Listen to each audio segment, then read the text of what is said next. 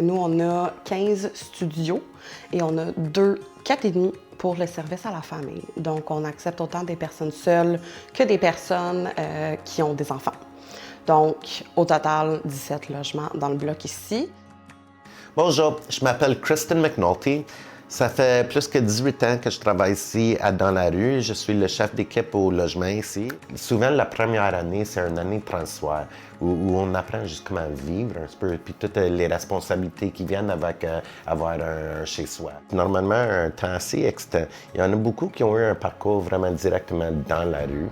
Puis, tu sais, ils ont fait un peu le tour de tous nos services. Soit ils ont commencé au bunker, au centre de jour. Puis, une fois qu'une référence est faite ici, c'est parce que ça a été jugé qu'ils sont prêts à cette étape-là.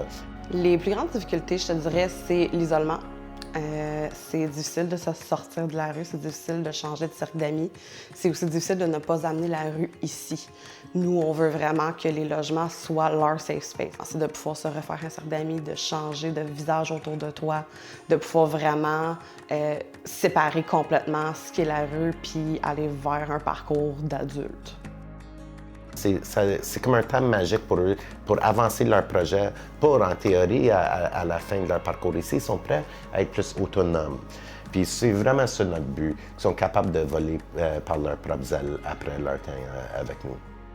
Ça prend un certain courage à embarquer dans toutes ces démarches-là tout seul. Fait que nous, on essaie d'accompagner le plus possible pour minimiser le stress, pour donner plus de chances que les démarches fonctionnent et qu'ils sont capables de ensuite faire les démarches de eux-mêmes. Je te dirais les préjugés que les jeunes ont, c'est justement qu'ils vont être isolés, qu'ils vont être tout seuls, qu'ils n'auront pas le droit de faire ce qu'ils veulent, qu'ils ne pourront pas avoir des amis, ils ne pourront pas voir leur chum, qu'on va contrôler ce qu'ils font dans le bâtiment parce que ça appartient dans la rue.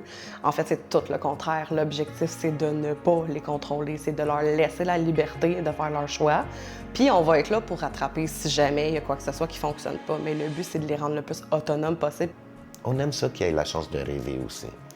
Puis il ne faut jamais oublier, des fois, même nous, on se rattrape en disant « Ah, c'est-tu réaliste ou non? » Mais si quelqu'un veut vraiment atteindre un but, puis même si ça semble être distant et difficile, on va aller dans ce sens-là.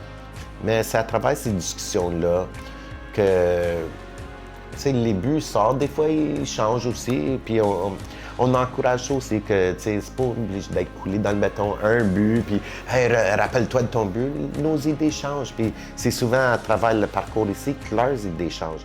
On veut leur permettre la chance d'avoir le temps de se rétablir, d'avoir le temps de se découvrir, d'avoir le temps de faire leur démarche, puis de trouver un plan plus long terme. Le but, c'est de les loger. Le but, c'est de les donner une expérience positive en logement et de les amener à dire « OK, je vaux la peine, je vaux l'énergie que je vais me mettre dessus pour sortir de la situation, puis de mieux aller. » Par la suite, en fait, tout ce qui était les habiletés de la vie, nous, on est là pour les aider là-dedans.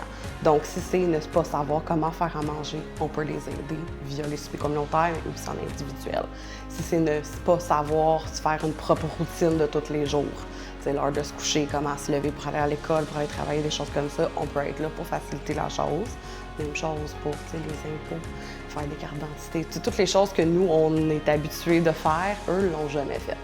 Fait que toutes ces habiletés-là, on est là pour les supporter là-dedans, pour les rendre plus autonomes parce qu'au terme de leur séjour ici, ils vont pouvoir poursuivre puis plus avoir besoin d'aide.